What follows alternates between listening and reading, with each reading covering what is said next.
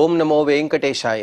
అఖిలాండ కోటి బ్రహ్మాండ నాయకుడైన శ్రీ శ్రీనివాస పరబ్రహ్మ యొక్క దివ్యానుగ్రహ విశేషం చేత తిరుమల తిరుపతి దేవస్థానం వారు అనేక ధార్మిక కార్యక్రమాలు నిర్వహిస్తున్నారు. అందులో భాగంగా ప్రతిరోజు మనం శ్రీమన్ మహాభారత అంతర్గత అరణ్య పర్వలోని విశేషాలను యథాశక్తి తెలుసుకునే ప్రయత్నం చేస్తూ ఉన్నాం. ఈనాటి ప్రవచన కార్యక్రమాన్ని మంగళ పద్యాన్ని పఠిస్తూ ప్రారంభించుకుందాం. నారాయణం నమస్కృత్య నరం చైవ నరోత్తమం దేవీం సరస్వతీం వ్యాసం తతో జయముదీరయేత్. మహత్వాద్ భారవత్వాచ్చ మహాభారతముచ్యతే నిరుక్తమస్య యో వేద సర్వపాపైః ప్రముచ్యతే.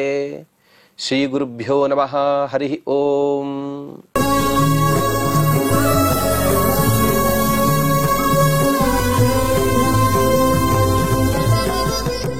రామరావణ యుద్ధాన్ని ప్రారంభిస్తూ మార్కండేయ మహర్షి గారు రామోపాఖ్యాన పర్వలో అంగదుడిని శ్రీరామచంద్రుడు మొట్టమొదటిగా ఒక సందేశహరుడుగా పంపిస్తూ ఉన్నారు.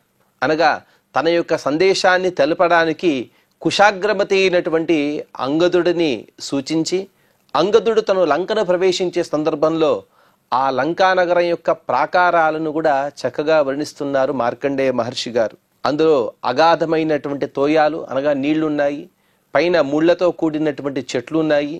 ఈ విధంగా ఉంటూ కపాట యంత్ర దుర్ధర్షాః బభూవు సహడోపలాః సాసీ విషఘటా యోధాః ససజ్జరసపాంసవః.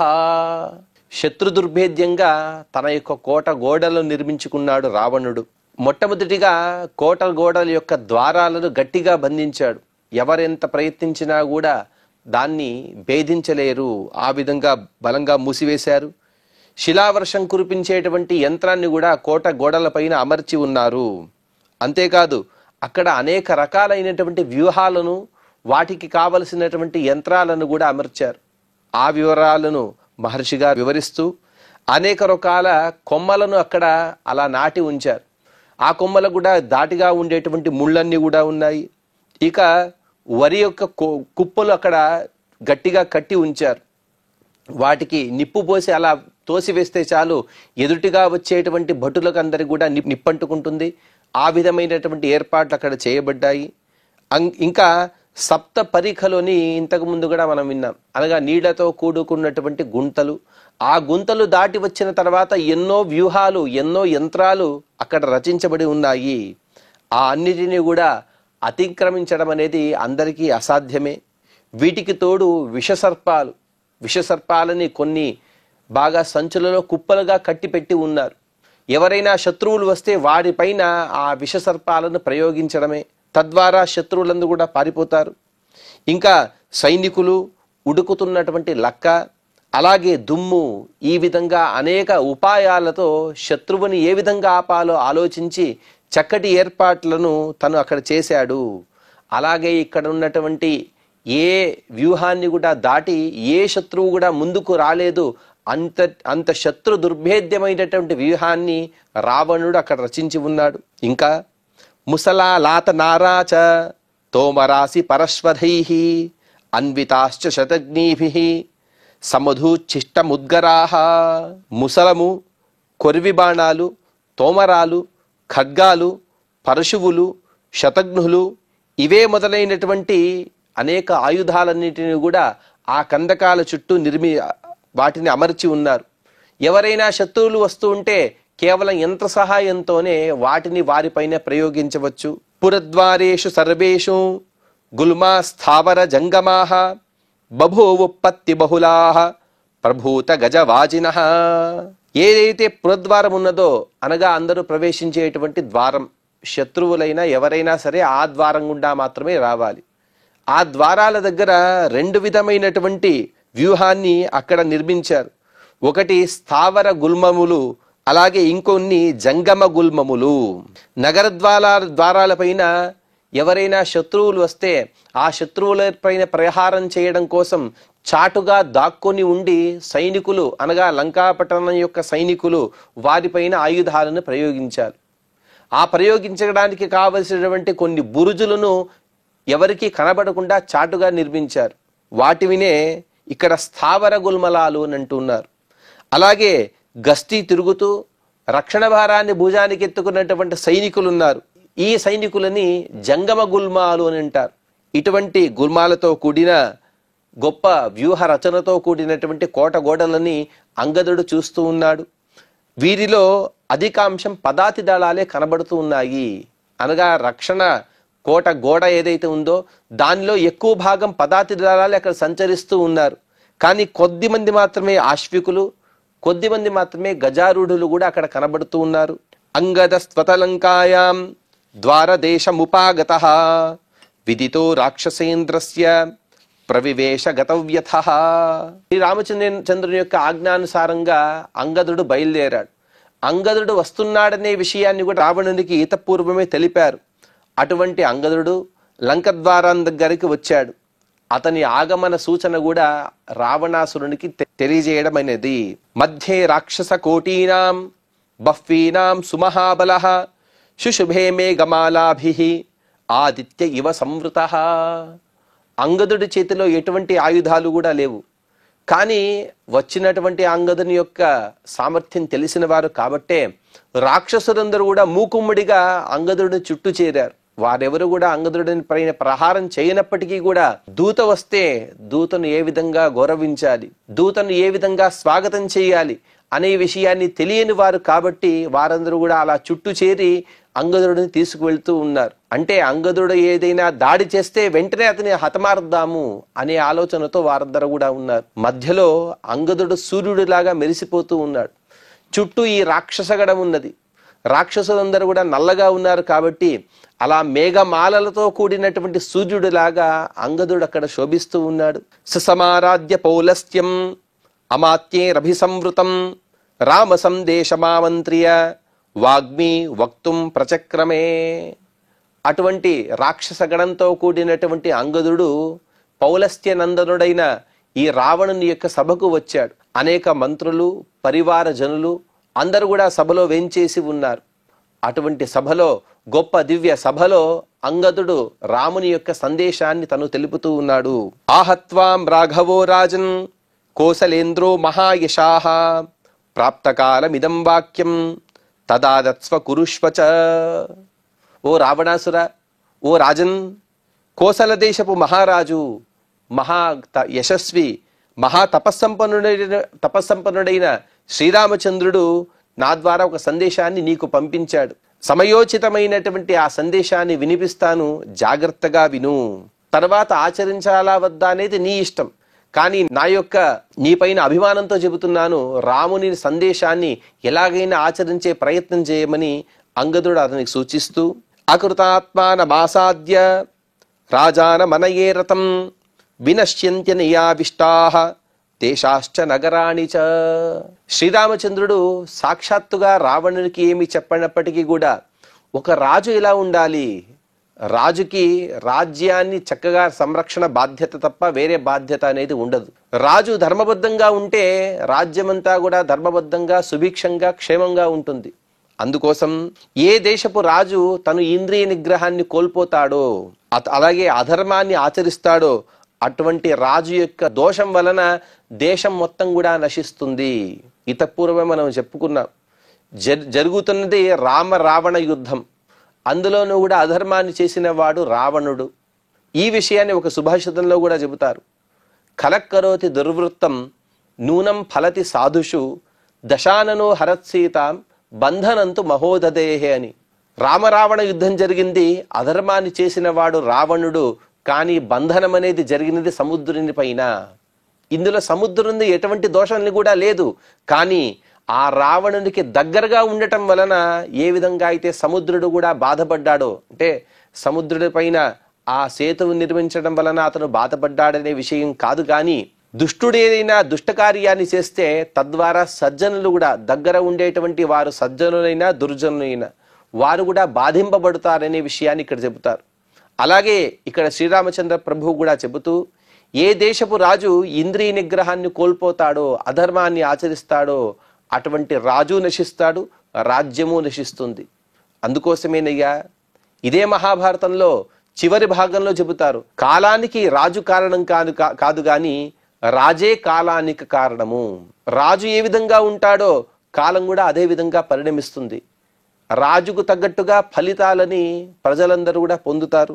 అందుకోసమే నీవు అధర్మాన్ని వదిలివేయి, ఇంద్రియ నిగ్రహాన్ని పొందినవాడే ఉండమని శ్రీరామచంద్రుడు హెచ్చరిస్తూ ఉన్నాడు. త్వయేకే నాపరాధం మే సీతామాహరత్ బలాత్, త్వయేకే నాపరాధం మే సీతామాహరతా బలాత్, వధాయానాపరద్ధానాం అన్యేషాం తద్భవిష్యతి.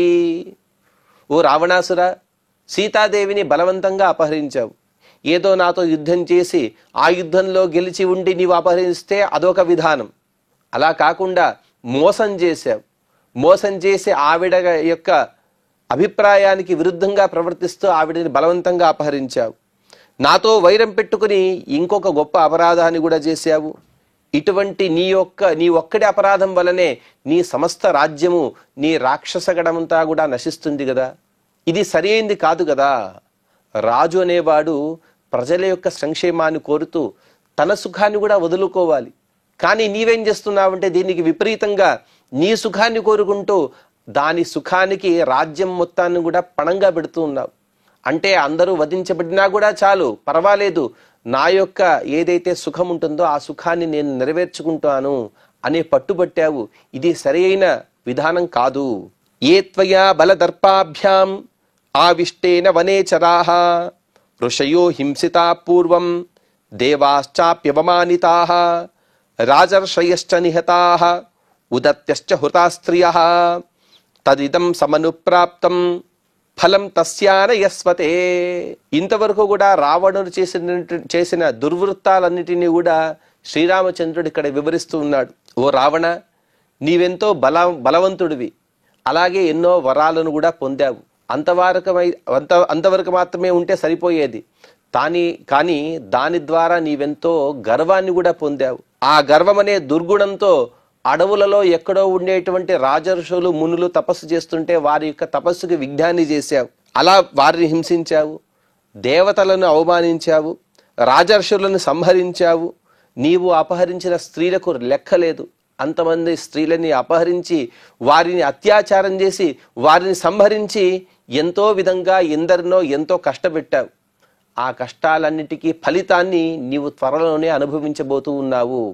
అంటే ఇంతవరకు నీవు చేసినటువంటి పాపానికి ఏ ఫలితాన్ని కూడా నీవు అనుభవించలేదు, ఇకపైన నీవు అనుభవించబోతున్నావు. హంతాస్మి త్వాం సహామాత్యైః యుధ్యస్వ పురుషో భవ పశ్యమే ధనుషో వీర్యం మానుషస్య నిశాచర. ఇతపూర్వం రావణుడు తపస్సు చేస్తూ చతుర్ముఖ బ్రహ్మగారి దగ్గర దేవతల వలన, దానవుల వలన, మృగాల వలన, పశుపక్ష్యాదుల వలన నాకు మరణం అనేది చేకూరకూడదు అని తను కోరుకున్నాడు. ఇందులో మనుషుల ద్వారా నాకు మరణం అనేది ప్రాప్తించకూడదు అని కోరలేదు. ఎందుకంటే మనుషులందరూ కూడా అల్పమైనటువంటి బలం కలిగిన వారిని తుచ్చభావంతో చూశావు. కానీ ఆ మానుష రూపంతోనే నేను వచ్చాను. ఇంతవరకు కూడా మనుష్యుల యొక్క బాణం రుచిని నీవు చూడలేదు కదా, ఇక నీకు ఆ రుచిని చూపిస్తాను. మానుష రూపంలో వచ్చినటువంటి నా ద్వారానే నీవు చంపబడుతావు. అటువంటి మానుష రూపంలో వచ్చిన నా ధనుస్సు, ఆ ధనుస్సు ద్వారా వచ్చేటువంటి బాణాలు, వాటి వేడిని, వాటి వేగాన్ని కూడా నీవు త్వరలోనే కొలచగలవు. ముచ్యతాం జానకీ సీత నమే మోక్ష్యసి కర్హిచిత అరాక్షసమిమం లోకం కర్తాస్మి నిశితైశ్వరైః. ఇక ఇంత చెప్పిన తర్వాత శ్రీరామచంద్రుడు అతనికి హితవాక్యాన్ని బోధిస్తూ ఉన్నాడు.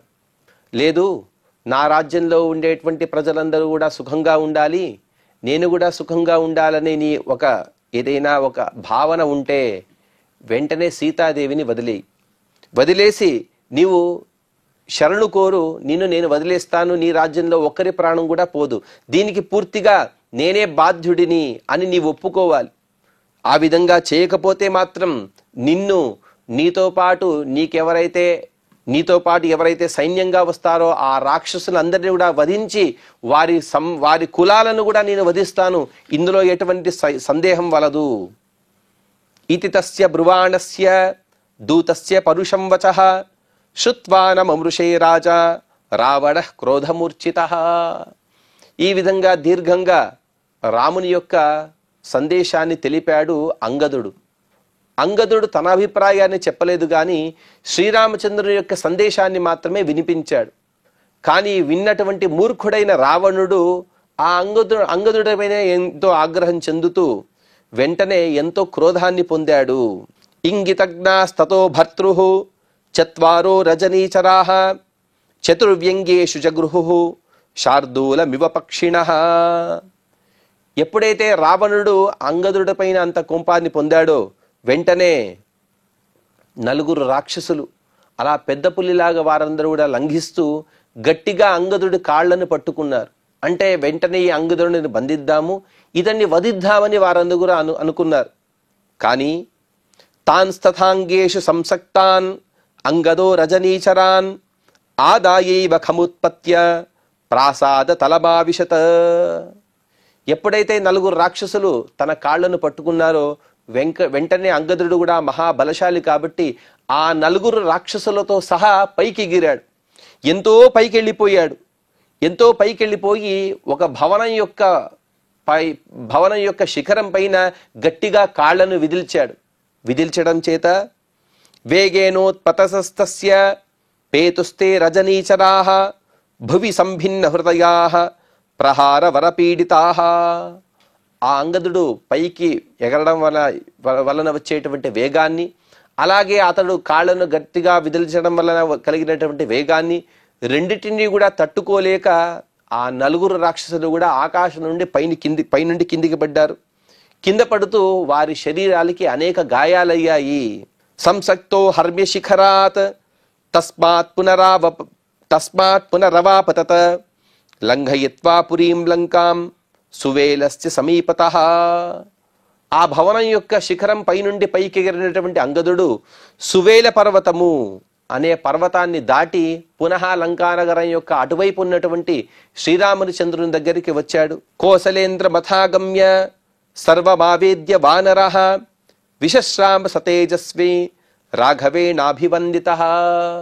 తను ఎటువంటి శ్రమ లేకుండా అంత పైకెగిరి ఆ 4 రాక్షసుల చేత కూడా తప్పించుకుని వచ్చినటువంటి విధానాన్ని, అలాగే రావణుని యొక్క క్రోధాన్ని సమస్తాన్ని కూడా శ్రీరామచంద్ర ప్రభువుకి విన్నవించుకున్నాడు.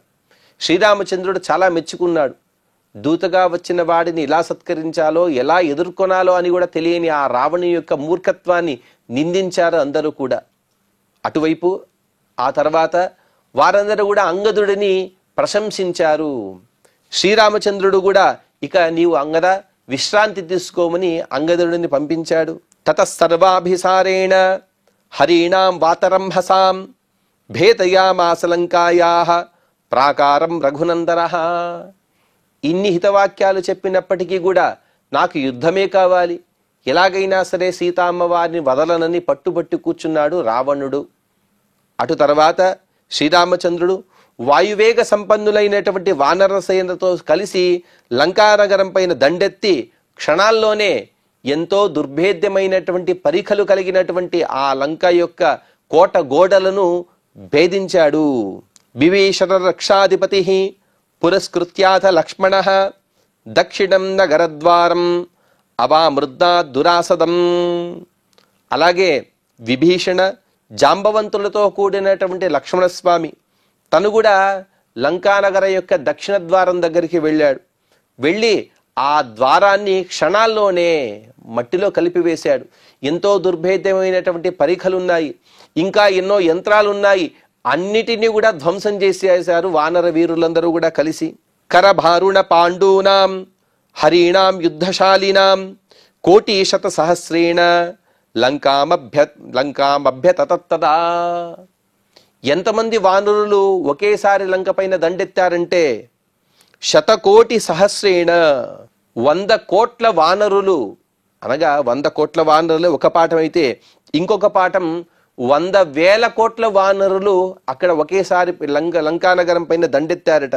వారందరూ కూడా ఆ వానరులు ఎలా ఉన్నారంటే అరచేతుల వలె తెల్లగా, దర్పంగా, విశాలమైనటువంటి శరీరం కలిగినటువంటి వానరులు ఒకేసారి లంక పైన దండెత్తారు. అక్కడ అమర్చినటువంటి అన్ని యంత్రాలను కూడా భేదించారు. కోట గోడలను కూడా వారందరూ కూడా కొల్లగొడుతూ ఉన్నారు. ప్రలంబ బాహూరుక జంగాంతర విలంబినాం వృక్షాణం ధూమ్రవర్ణానాం తిస్ర కోట్యో వ్యవస్థితాః. అలాగే శ్రీరాముని యొక్క సైన్యంలో కొన్ని భల్లూక జాతులు అనగా ఎలుగుబంట్లు కూడా ఉన్నాయి. అవి ఎన్ని ఉన్నాయంటే దాదాపుగా 3 కోట్ల ఎలుగుబంట్లు ఉన్నాయంట. అవన్నీ కూడా వారి భుజాలు, ఊరువులు, చేతులు, పిక్కలు చాలా విశాలంగా బలిష్టంగా ఉన్నాయి. ఎటువంటి శత్రువు ఎదురుగా వచ్చినప్పటికీ కూడా వాడిని పిండి పిండి చేసి సంహరించే గొప్ప సామర్థ్యం కలిగిన వారు, యుద్ధ విద్యా నైపుణ్యం కలిగిన వారు. అటువంటి వృక్షజాతి వారు కూడా యుద్ధానికి సిద్ధమయ్యారు. పతద్భిశ్చ నిపతద్భిశ్చ వానరైః నాదృశ్యత తదా సూర్యో రజసా నాశిత ప్రభః. సూర్యుడు గట్టిగా అక్కడ ఉదయిస్తూ ఉన్నాడు. అలాగే మధ్య భాగంలో ఉన్నాడు. ఆకాశం యొక్క మధ్య భాగంలో ఉండేటువంటి సూర్యుడు చాలా ప్రఖరమైనటువంటి కాంతి కలిగి ఉంటాడు. కానీ సూర్యుడు కూడా తన కాంతిని కోల్పోయాడట. ఎందుకంటే వచ్చిన వారు సామాన్యులుగానే వానరులు. అందులోను కూడా వీరందరూ ఒకే చోట చేరారు. కొన్ని 100,000 కోట్ల వానరులు, ఎలుగుబంట్లు ఇవన్నీ కూడా ఒకే చోట చేరాయి. ఇవన్నీ కూడా రణరంగం యొక్క ఉత్సాహంతో అక్కడ కొన్ని విచిత్రమైనటువంటి చేష్టలు చేస్తూ ఉన్నారు. కొందరు వేగంగా పైకి ఎగురుతున్నారు, కొందరు వేగంగా కిందికి దిగుతూ ఉన్నారు, కొందరు గాలిలో నిటారుగా నిలబడి ఉన్నారు. ఈ విధంగా అనేక చర్యలు చేస్తూ కింద ఉన్నటువంటి దుమ్ముని వారందరూ కూడా రేకెత్తిస్తూ ఉన్నారు. ఒకవైపు వానరులు, వారి చేత వచ్చేటువంటి దుమ్ము, ఈ ద్వారా అక్కడ సూర్యకాంతి అనేది కనబడక ఆకాశమంతా కూడా మేఘావృతమైతే ఎలాగైతే ఉంటుందో ఆ విధమైనటువంటి విచిత్రమైనటువంటి పరిస్థితి అక్కడ కనబడుతూ ఉన్నది. శాలి ప్రసూన సదృశైః శిరీష కుసుమ ప్రభైః తరుణాదిత్య సదృశైః షణగౌరైశ్చ వానరైః. ఇంకా ఆ వానరులు ఎలా ఉన్నారంటే వరికంకుల్లాగా, దిరిసిన పువ్వల్లాగా, విచిత్రవర్ణ సంశోభితమైనటువంటి దేహాలు కలిగిన వారు. అటువంటి వానరేశ్వరులందరూ కూడా ఉదయ సూర్యుని కాంతితో భాషించేవారు కొందరు, రెల్లుగడ్డిలా తెల్లగా ఉన్నటువంటి వానరులు కొందరు. అంటే వానరులందరూ కూడా అందరూ ఒకే విధమైనటువంటి దేహ కాంతితో లేరు, కానీ పలు రకాల కాంతులతో వానరులందరూ కూడా అక్కడ శోభిస్తూ ఉన్నారు. అటువంటి వానరులందరూ కలిసి ప్రాకారం దదృశిస్తేతు సమంతాత్ కపిలీకృతం రాక్షసా విస్మితారాజన్ శస్త్రీ వృద్ధా సమంతతః. అటువంటి వానరులు ఇంతకుముందు ఆ లంకలో ఉండేటువంటి ప్రజలు ఎవరు కూడా చూడలేదు. రాక్షసులు, రాక్షస స్త్రీలు, రాక్షసుల యొక్క కుమారులు, కుమార్తెలు అందరూ కలిసి ఆశ్చర్యంతో ఆ వానరులను చూస్తూ ఉన్నారు. అనేక వర్ణాలు, ఆ వర్ణాలతో కూడినటువంటి శోభలు, అలాగే వారు చేసేటువంటి విచిత్రమైనటువంటి చేష్టలు, ఈ సమస్తాన్ని కూడా చూసినటువంటి ఆ వానరుల యొక్క సైన్యంతో కపిలవర్ణంతో కూడినటువంటి ఆ లంకానగరి యొక్క కోట మొత్తం కూడా ఆక్రమించబడినది. ఇక బిబిదుస్తే మణిస్తంభాన్ కర్ణాఠ శిఖరాణి చ భగ్నోన్మథిత శృంగాణి యంత్రాణి చ విచిక్షిపుః. రావణుడు కొన్ని యంత్రాలను అక్కడ నిర్మించాడు. అలాగే కొన్ని స్తంభాలను కూడా అక్కడ కోటగోడకు రక్షణగా నిలిపాడు. కానీ దేని ద్వారా అయితే ఆ లంకా నగరాన్ని తను సంరక్షించాలి అని అనుకున్నాడో అటువంటి యంత్రాలతోనే, అటువంటి స్తంభాలతోనే ఈ శ్రీరాముని యొక్క సైన్యంలో ఉండేటువంటి కపీశ్వరులందరూ కూడా కలిసి లంకా నగరాన్ని ధ్వంసం చేస్తున్నారు. ఇంతవరకు దేని ద్వారా అయితే లంకా నగరం రక్షితమైనదో అటువంటి యంత్రాల ద్వారానే ఇప్పుడు లంకా నగరం ధ్వంసం కూడా ఇక్కడ ప్రారంభమైనది. పరిగృహ్య శతఘ్నీశ్చ సచక్రా సహుడోపలాహ చిక్షిపుర్భుజ వేగేన లంకా మధ్యే మహాస్వనాహ. శతఘ్నులు కూడా అక్కడ అమర్చబడి ఉన్నాయి. ఆ శతఘ్నులో వేయడానికి కావలసినటువంటి ఇనుముగుండు సామగ్రి కూడా అక్కడ ఉన్నది. ఇక్కడ వచ్చిన కపివీరులందరూ కూడా ఏం చేస్తున్నారంటే ఆ శతఘ్నులు అక్కడ ఉన్నటువంటి దాని ద్వారానే కోట గోడను కొల్లగొడుతూ ఉన్నారు. అలాగే ఆ ఇనుముగుండ్లు ఏవైతే ఉన్నాయో వాటి ద్వారా కూడా కోట ద్వారాలను ధ్వంసం చేస్తూ ఉన్నారు. ఈ విధంగా సాటిలేని భుజబలంతో లంకానగరం మొత్తం కూడా ధ్వంసం అయిపోతూ ఉన్నది. అటువంటి వానర వీరుల యొక్క విజృంభణ ఎలా ఉన్నదనే విషయాన్ని మార్కండేయ మహర్షి గారు ఇంకా చెప్పబోతున్నారు. ఇంకా విషయాలు మనం తదుపరి ప్రవచనంలో తెలుసుకునే ప్రయత్నం చేద్దాం. ఈనాటి ప్రవచన కార్యక్రమాన్ని శ్రీ వెంకటేశ్వర స్వామి వారి పాద పద్మములందు సమర్పణ చేస్తూ క్షమాప్రార్థన మరియు మంగళ పద్యాన్ని పలుకుదాం. యదక్షరపదభ్రష్టం మాత్రాహీనం చ యద్భవేత్ తత్సర్వం క్షమ్యతాం దేవ నారాయణ నమోస్తుతే. శ్రియః కాంతాయ కళ్యాణ నిధయే నిధయేర్థినాం శ్రీ వెంకట నివాసాయ శ్రీనివాసాయ మంగళం.